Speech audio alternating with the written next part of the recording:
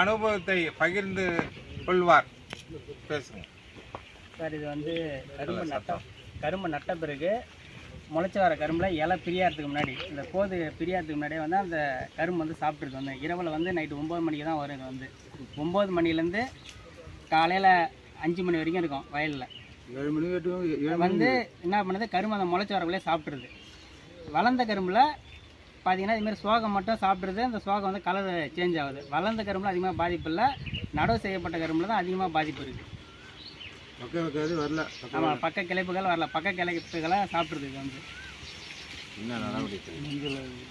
இப்போ இதை நாங்கள் வந்து இதுலேருந்து பயிரை காப்பாற்றுறதுக்கு இப்போதைக்கு உப்பு மட்டும் தான் யூஸ் பண்ணுறோம். உப்பு போட்டு நைட்டில் வந்து பயிர் மேலே இருக்கிற நத்தைங்க மேலே வந்து உப்பு போட்டு இதை வந்து சாவடிக்கிறோம். இப்போதைக்கு தான் பண்ணிகிட்ருக்கோம் விவசாயிங்க.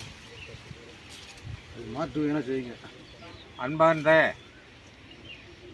கரும்பு சாகுபடி செய்யும் விவசாயிகளே வணக்கம்.